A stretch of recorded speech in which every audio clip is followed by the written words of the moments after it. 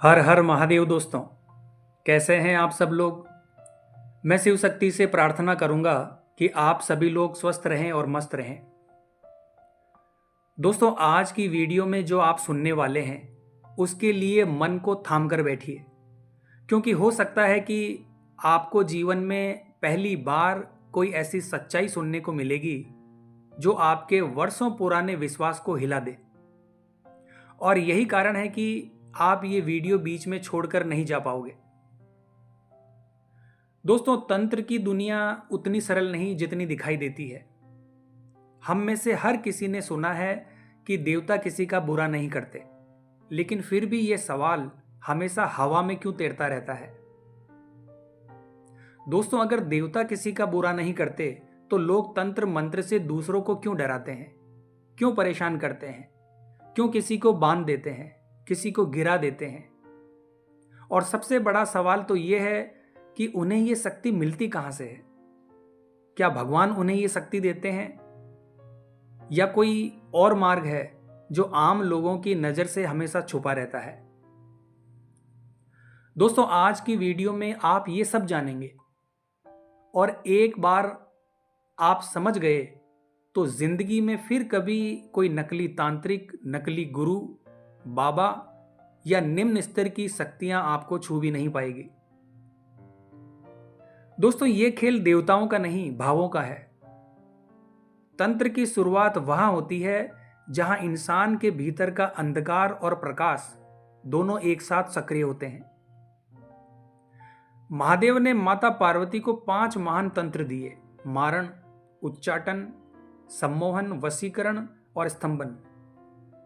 ये शक्तियां दिव्य थी, लेकिन दिव्यता का अर्थ यह नहीं है कि इनका उपयोग हर कोई कर सके। क्योंकि दोस्तों, असली प्रश्न यह है कि शक्ति किस भाव से उत्पन्न हो रही है और शक्ति किस भाव से उपयोग हो रही है। और यहीं पर आकर सारा खेल उलझ जाता है, और यहीं से शुरू होती है तंत्र की दुनिया का अंधेरा पक्ष। दोस्तों, जहां गुरु गलत होता है वहां साधक का जीवन खत्म हो जाता है। कई लोग ये सोचकर साधना शुरू करते हैं कि शक्ति मिलते ही उनका जीवन बदल जाएगा, लेकिन कोई ये नहीं जानता कि शक्ति मिलते ही साधक की परीक्षा शुरू होती है। पहला भाव आता है अहंकार, दूसरा आता है इच्छा, और यही 2 चीजें तय करती है कि साधक भगत बनेगा या तांत्रिक बनेगा। और गलत गुरु उसी को खोजता है जिसके भीतर लालसा हो, क्योंकि लालसा से साधना नहीं, बांधने वाली शक्तियां आकर्षित होती है। और ऐसे गुरु मृत्यु के बाद भी मुक्ति नहीं पाते।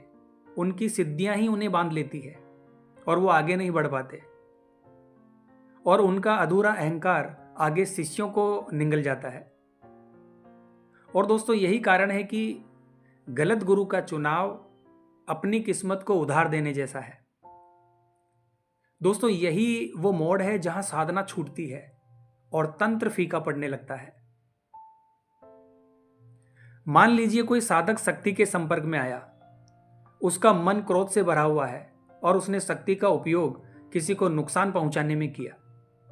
बस उसी पल दिव्यता उससे अलग हो जाती है और उसके पास रह जाती है खाली शक्तियां, प्रेतों का सहारा और बाधाओं का साथ, और अंदर गहरी अंधेरी दुनिया।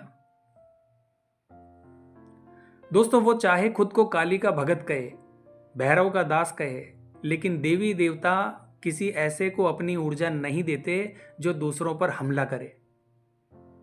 ये काम दिव्य शक्तियों का नहीं, अधोगति प्राप्त नकारात्मक शक्तियों और ऊर्जाओं का होता है, और यहीं पर अधिकतर लोग धोखा खा जाते हैं। दोस्तों, अब बात करते हैं नकली साधक को पहचानने के अचूक तरीकों के बारे में। देखिए दोस्तों, एक बात हमेशा याद रखना, दिव्य मार्ग पर चलने वाला व्यक्ति कभी भी आपकी गलत इच्छाओं को पूरा नहीं करता। अगर आप किसी साधक के पास जाकर कहें कि गुरुदेव, मेरे लिए किसी को वश में कर दीजिए, उसे झुका दीजिए, और वो तुरंत तैयार हो जाए, तो समझ लीजिए वो साधक नहीं, अंधकार का व्यापारी है। सच्चा साधक कहता है, जहां कर्म की परीक्षा होती है वहां तंत्र हस्तक्षेप नहीं करता। अब बात करते हैं दोस्तों की मंदिर और तंत्र पीठ के फर्क के बारे में।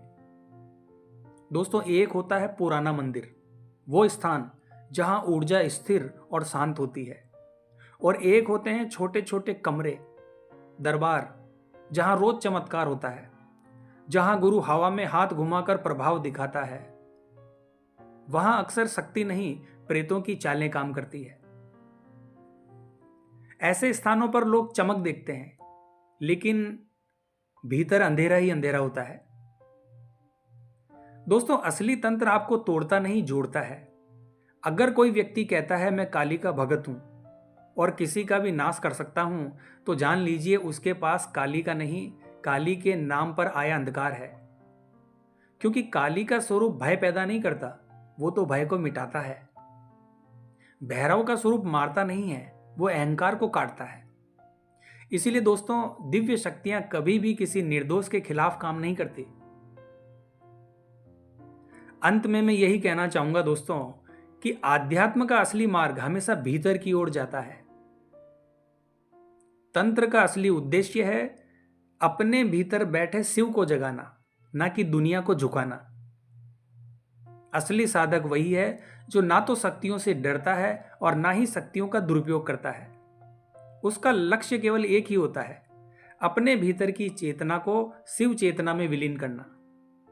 और जो ये बात समझ गया, उसे फिर किसी प्रेत, बाधा, डर, तांत्रिक या अंधकार से डरने की जरूरत नहीं पड़ती।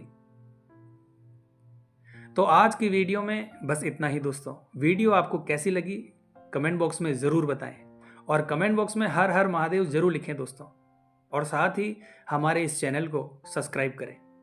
तो मिलते हैं दोस्तों इसी प्रकार की अगली वीडियो के माध्यम से। जय मां अम्बे, जय श्री कल्याण।